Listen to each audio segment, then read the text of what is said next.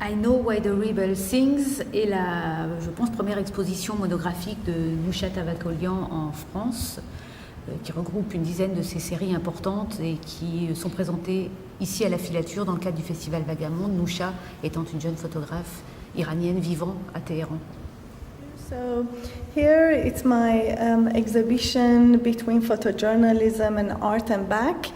And I normally want to take pictures and bring across the stories of people who, without my images, they remain invisible because there is no attention to them or to their story. So that's the story of this exhibition.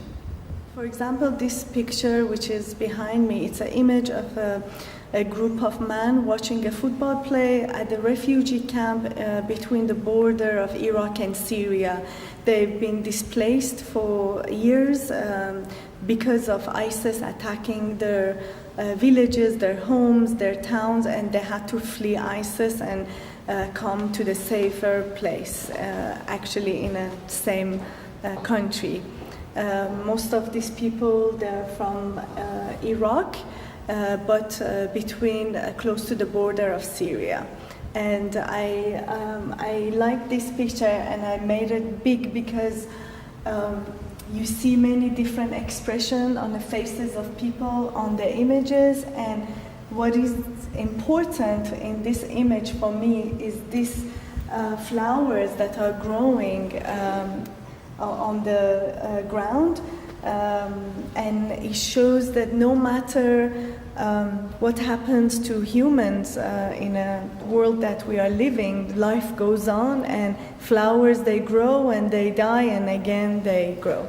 I try in my photography to show the reality that is happening around us as a humans, more than fiction.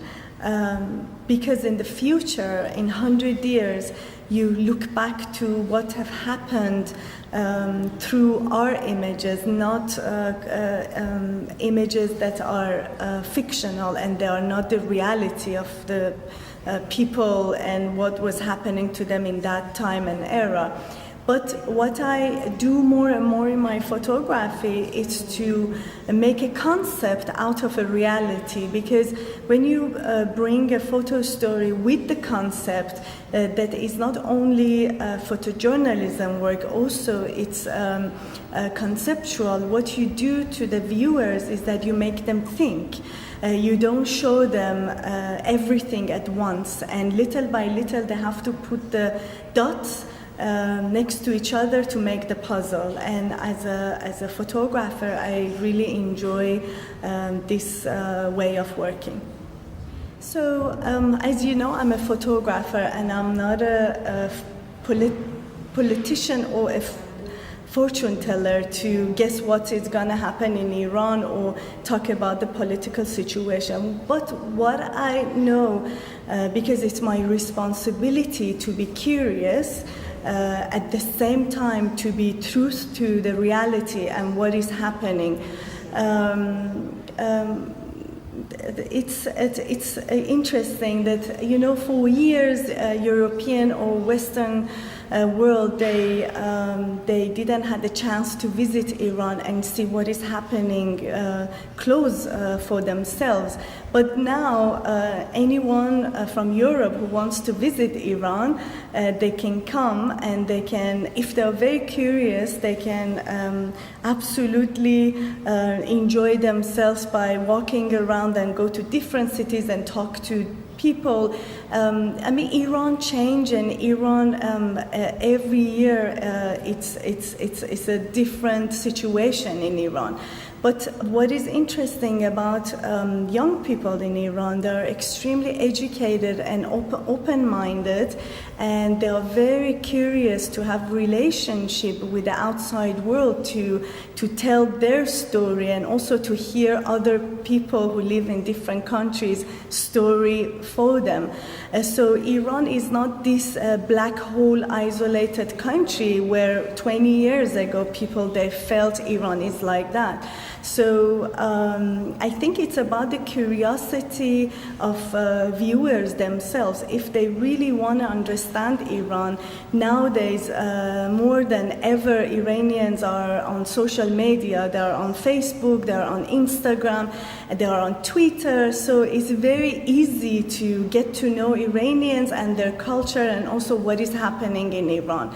And to be honest, I don't feel that it's me who should explain Iran to outside world. I don't do that because at first I think it's my responsibility to be true to myself and to really understand Iran for myself and try to express my feeling for a country which I love. So I'm more and more focusing in that part than to explaining Iran to foreigners, because I think because of the cultural differences that we have with the West, Iran will always be like, Saudi Arabia, like many other Gulf countries and Arab countries, is always be for Westerners these countries that are mysterious, that are exotic. And if as an artist I want to go to next layer to my in my work, I think I should not really care how others they think of my country, try to change their perspective. So I think it took a while for me to understand that, but now after 20 years of working as a photojournalist and then documentary, and in the past 10 years more and more into conceptual photography, I feel that I'll be more happy with my work if I'm just trying to figure out things for myself.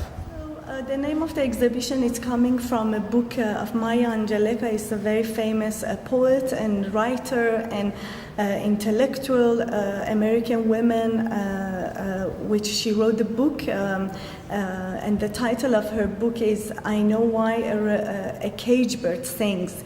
And it's about the time where she, as a young girl, black, growing up in US, where she could not enter shops, she could not sit in buses, and she faced many problems. And through poet and through writing, she expressed herself. And I really admire her work. And for this exhibition, when I put all the work together, with the help of one of my friends, Vali, who helped me to put the show together, and we chose the images, we felt that there is singing in all the images. Like, they have so many things to talk about. But they are not loud people. They are not people who belong to the groups that they shout, and through shouting, through making loud noises, trying to get attention. Actually, through their silence, which I feel sometimes being silent is much more effective than being too loud. So that's why we put the name of this exhibition, I Know Why a Rebel Sings.